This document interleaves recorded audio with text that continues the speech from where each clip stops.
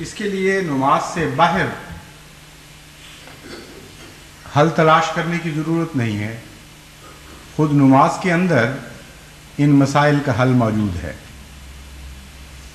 وہ شخص جو نیک نیتی سے اللہ تعالیٰ کی جانب اپنی توجہات مرکوز کرنی چاہتا ہے، جو دیانتداری سے یہ کوشش کرتا ہے کہ اللہ تعالیٰ میری حاجات اور میری مناجات اور میری آرزوؤں اور امنگوں کا قبلہ بن جائے، ایسے شخص کے لیے خود نماز میں وہ نظام موجود ہے جو اس کے قبلے کو درست کرتا رہتا ہے اور اس کا قبلہ درست کرنے میں اس کا مددگار بنتا ہے۔ سب سے پہلے سب سے اہم بات جو قابل غور ہے وہ یہ ہے کہ اللہ اکبر کی اتنی تکرار کیوں ہوئی اور کیوں نماز کے ہر موڑ پر ہمیں اللہ اکبر کہنے کی ہدایت ہوئی۔ آغاز پہ بھی اللہ اکبر اور پھر ہر حرکت جو نماز میں کی جاتی ہے سوائے سمع اللہ لمن حمدہ یا آخری السلام علیکم کے، وہ تو نماز سے باہر لے جانے والی ہے، اس لیے اس کا تعلق نہیں۔ سمع اللہ لمن حمدہ کی ایک مختلف صدا کے علاوہ ہر حرکت پر اللہ اکبر کی صدا بلند کرنے کا حکم ملتا ہے۔ وجہ یہ ہے کہ اللہ اکبر قبلہ نما ہے۔ اللہ اکبر یہ بتاتا ہے کہ تمہارا قبلہ کس طرف تھا اور تمہیں کس طرف منہ کرنا چاہیے، کیونکہ انسان کی نماز میں جو مختلف وساوس اس کی توجہ پھیرتے ہیں، مختلف خیالات جو اس کا رخ خدا سے ہٹا کر دوسری چیزوں کی طرف بدل دیتے ہیں، وہ کئی قسم کے ہیں۔ مثلا تفکرات ہیں۔ اب تفکرات کا تو منافقت سے کوئی تعلق نہیں، ہر انسان کو تفکرات لگے ہوتے ہیں، لیکن فرق صرف یہ ہے کہ جو دنیا دار ہیں اور بہت ہی ابتدائی مبتدی ہیں، یعنی بہت ہی شروع کے راہ چلنے والے، ان کے تفکرات زیادہ تر دنیا کے تفکرات ہوتے ہیں، اور نماز پر جگہ جگہ تفکرات پہلے لگا دیتے ہیں اور وہ خدا تعالیٰ کی طرف توجہ مبذول کرنے سے روکتے رہتے ہیں۔ اور جو خدا کے زیادہ پاک بندے ہوں، جو زیادہ اس راہ میں آگے چلنے والے ہوں، ان کو بھی بعض دفعہ تفکرات پریشان کرتے ہیں، یہاں تک کہ قرآن کریم سے پتہ چلتا ہے کہ آن حضرت صلی اللہ علیہ وآلہ وسلم کو بھی بعض اوقات نماز کے دوران، عبادت کے دوران تفکرات آ کر گھیر لیتے تھے، لیکن وہ تفکرات دین کے تفکرات تھے، وہ اللہ کے غم تھے، اللہ کی راستے کی فکریں تھیں۔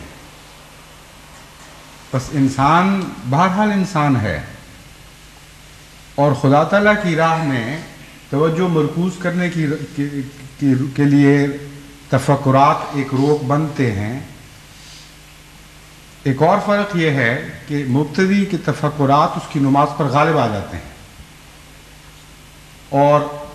خدا کی راہ میں آگے بڑھنے والے یا نمازوں میں اعلیٰ مقام حاصل کرنے والوں کے تفکرات پر وہ وجود غالب آ جایا کرتے ہیں اور جھٹک کر ان تفکرات کو پھینک دیتے ہیں۔ بس ہر موڑ پر جب آپ اللہ اکبر کی آواز بلند کرتے ہیں تو اللہ اکبر آپ کو بتاتا ہے کہ خدا سب سے بڑا ہے۔ تفکرات کی اس وجود کی نگاہ میں کوئی قیمت نہیں رہنی چاہیے جس کا خدا سے تعلق ہے۔ تفکرات خواہ وہ دنیا کے ہوں یا دین کے ہوں، اللہ اکبر دل کو تسلی بھی دیتا ہے، حوصلہ بھی دلاتا ہے، اور قبلہ بھی درست کرتا ہے۔ فرماتا ہے کہ تفکرات کے نتیجے میں تمہیں خدا کی طرف رخ کرنا چاہیے، اور تم خدا کی طرف سے رخ ہٹا کر تفکرات کی طرف رخ کرنے لگے ہو۔ بس اللہ اکبر نماز کے لیے قبلہ نما ہو جاتا ہے۔ پھر بعض دفعہ انسان کی آرزوئیں اس کی توجہ خدا کی طرف سے ہٹا دیتی ہیں۔ کوئی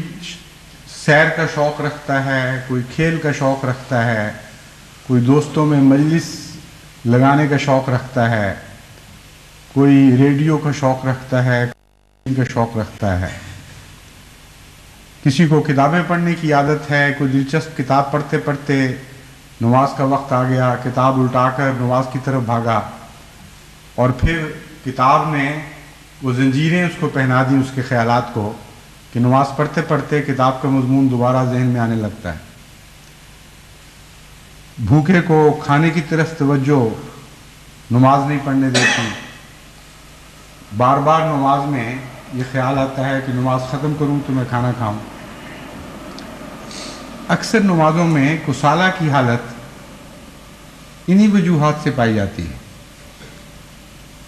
یعنی وہ لوگ جو ارادتاً منافق نہ ہوں، جو ارادتاً گناہ گار نہ ہوں، عملاً ان کی نماز میں بھی فی الحقیقت نفاق کا ایک رنگ تو ضرور پایا جاتا ہے، یعنی وہ رنگ جو بشری کمزوری سے تعلق رکھتا ہے، اور اس کے نتیجے میں بار بار دیگر توجہات انسان کا چہرہ اپنی طرف موڑ لیتی ہیں۔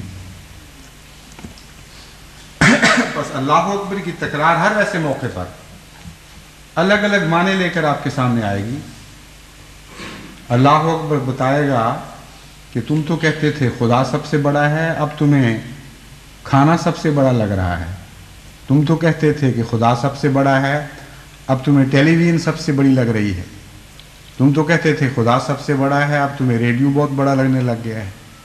تم تو کہتے تھے خدا سب سے بڑا ہے، اب فلاں کھیل تمہیں زیادہ بڑی لگنے لگی ہے،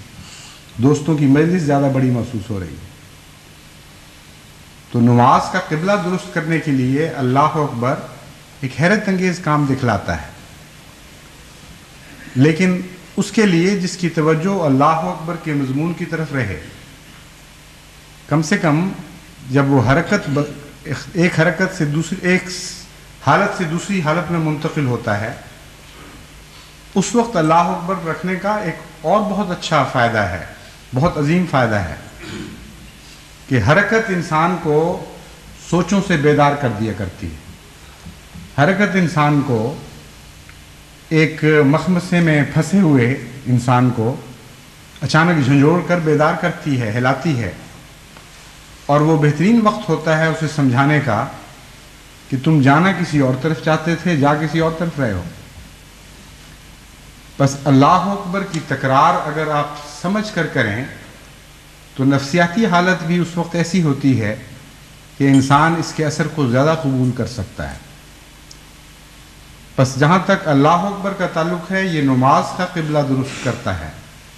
جہاں تک نماز کا تعلق ہے یہ انسان کا قبلہ درست کرتی ہے، نمازی کا قبلہ درست کرتی ہے۔ اور اس کے نتیجے میں ایک اور بڑا فائدہ نفس کے تجزیے کا حاصل ہو جاتا ہے۔ ہر انسان نماز کی قبلہ نما کے ذریعے یہ محسوس کر سکتا ہے کہ میری حقیقی توجہ کا مرکز کہاں تک خدا ہے اور کہاں تک دوسری خواہشات اور تمنائیں ہیں، کس حد تک میں دین کو دنیا پر مقدم کرنے کا اہل ہوا ہوں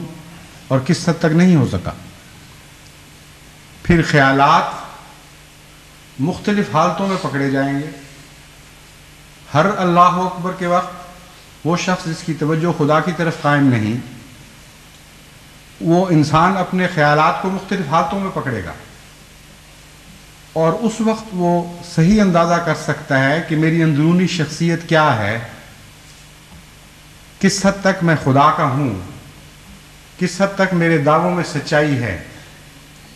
کتنی مجھ میں خامیاں ہیں اور کس نوع کی خامیاں ہیں۔ خدا کی راہ میں روکے پیدا کرنے والے وساوس اور نفسانی شیاطین کون کون سے ہیں، ان کی شکلیں کیا کیا ہیں، اور ان کو درست کرنے کا انسان کو ایک بہترین موقع میسر آ جاتا ہے، کیونکہ جب دشمن پہچانا جائے اس وقت دشمن کو شکست دینا زیادہ آسان ہوتا ہے بنسبت ایسے دشمن کے جو نہ پہچانا جائے، نہ پتہ چلے کہ کس سمت سے حملہ کر رہا ہے۔ تو نمازیں قبلہ نما بھی ہیں اور دشمن کی تعیین کرنے میں بھی بہت مدد کرتی ہیں، اور اس سلسلے میں سب سے اہم کردار بار بار کی تکبیر ادا کرتی ہے، پھر عمومی طور پر یہ بات ہر انسان کی فہم میں آ جاتی ہے کہ جس چیز کی کشش زیادہ ہو وہ اس چیز کے مقابل پر جس کی کشش کم ہو زیادہ قوت کے ساتھ اپنی طرف کھینچتی ہے۔ ویسے تو دنیا میں ہر چیز ایک دوسرے کو کھینچ رہی ہے، کوئی ایک بھی ذرہ نہیں جو دوسرے ذروں کو اپنی طرف نہ کھینچ رہا ہو اور دوسرے ذرے اسے اپنی طرف نہ کھینچ رہے ہوں، لیکن ہم آپس میں ایک دوسرے سے ٹکرا نہیں جاتے، ہم دیواروں کے ساتھ نہیں چمٹ جاتے، ہم پہاڑوں کے ساتھ نہیں لگ جاتے، اس لیے کہ زمین کی کشش عمودی طور پر ہمیں زیادہ قوت کے ساتھ اپنی طرف کھینچ رہی ہے۔ تو اس پہلو سے ہم بعین ہی تعیین کر سکتے ہیں کہ اللہ تعالیٰ کی کشش کے مقابل پر کون کون سی وہ قوتیں ہیں جو ہم پر بار بار اثر انداز ہوتی ہیں اور ہمارے قبلے کو ٹیڑھا کرتی ہیں، اور کیوں خدا کی کشش ان پر غالب نہیں آتی۔ اس نقطۂ نگاہ سے جب آپ نمازوں میں اپنے نفس کے تجزیے کے عادی ہو جاتے ہیں اور بار بار اللہ اکبر کی مدد سے اپنے اندرونی فسادات کی تعیین کرتے ہیں تو آپ کو اپنے اندر ایک نہیں بلکہ متعدد مخفی بت نظر آئیں گے، اور شرک خفی کی مختلف صورتیں اپنے وجود کے اندر دکھائی دینے لگیں گی۔ بس اس صورت میں نماز ایک آئینہ بن جاتی ہے جو آئینہ خانے کا سا منظر پیدا کرتی ہے۔ جس سمت میں آپ دیکھیں گے نماز کے آئینہ خانے میں آپ کو کوئی نہ کوئی مخفی بت، کوئی شرک کا دبا ہوا پہلو دکھائی دینے لگے گا، اور اس کی تصحیح کرتے وقت آپ ہر کوشش کے بعد نسبتاً زیادہ مواحد بنتے چلے جائیں گے، زیادہ خدا کے قریب ہوتے چلے جائیں گے۔ بس یہ جو حرکت ہے خدا کی جانب، یہ وہ مقبول چیز ہے جو کمزور انسان کی نماز میں بھی کمزور انسان کی نماز کو قبولیت کے مقام تک پہنچاتی رہتی ہے۔ اس لیے یہ خیال، یہ وہم باطل ہے کہ ایک کمزور انسان کی نماز کلیتاً رد کر دی جاتی ہے، اس لیے اسے پڑھنے کی ضرورت نہیں۔